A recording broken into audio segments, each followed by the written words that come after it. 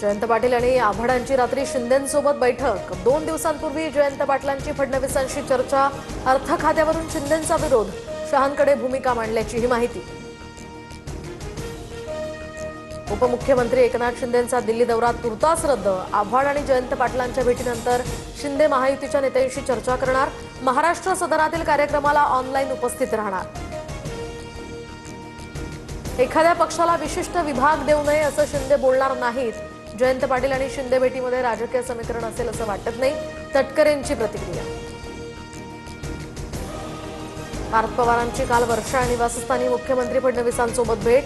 तटकरे आणि प्रफुल्ल पटेल यांच्या भेटीनंतर पार्थ पवारांची फडणवीसांसोबत बैठक, सूत्रांची माहिती। फडणवीस दिल्लीमध्ये गेल्यावर भाजपचाच मुख्यमंत्री होणार। भाजपचाच वरिष्ठ मंत्री राज्याचा मुख्यमंत्री होईल। राऊतांची भविष्यवाणी, तर राज्याची प्रगती झाल्यावर योग्य वेळी फडणवीस दिल्लीत जातील, नवनाथ बन यांचं उत्तर। राजकारणात काहीही अशक्य नाही। दोन्ही राष्ट्रवादी येत्या 15 दिवसात एकत्र येणार। शिंदे ठाकरेंचंही भविष्यात मनोमिलन होणार। रवी राणांच्या दाव्यानं खळबळ। सामाजिक कार्यकर्ते सोनम वांगचूक यांच्या उपोषणाचा 20वा दिवस। 9 किलो वजन घटलं, प्रकृती ही चिंताजनक। पेपरफुटी प्रकरणी केंद्रीय शिक्षण मंत्र्यांच्या राजीनाम्यापर्यंत आंदोलनावर ठाम।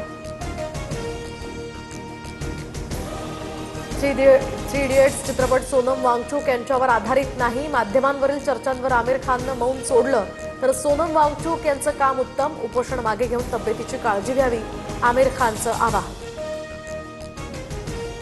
शिक्षण क्षेत्रात नावाजलेली संस्था महेश ट्युटोरियल्सच्या मुंबईतील सर्व शाखा अचानक बंद। संस्थेवर 32 कोटी 33 लाखांचं थकीत कर्ज।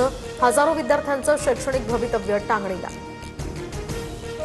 वंदे मातरमचा अवमान केल्यास शिक्षा होणार। आगामी अधिवेशनामध्ये वंदे मातरम या राष्ट्रीय गीताचा अवमान करणाऱ्यांना शिक्षेची तरतूद असलेले विधेयक मांडलं जाणार। महाराष्ट्राच्या शिरपेचात आणखी मानाचे तुरे। प्रसिद्ध लोणावळा चिक्की आणि माहूरगडाच्या रेणुका मातेच्या तांबूलला मिळाला GI tag. Chennai GI tag विभागाकडून अधिकृत बहुमान प्रदान। देशातील पहिल्या हायड्रोजन ट्रेनला पंतप्रधान मोदींनी हिरवा झेंडा दाखवला, तर जिंद ते सोनीपत रेल्वे स्टेशन दरम्यान ही रेल्वे धावणार। प्रवासासाठीचं कमाल भाडं 25 रुपयांपर्यंत असणार। रोहित शर्मा 2027च्या वनडे वर्ल्ड कपला मुकण्याची शक्यता।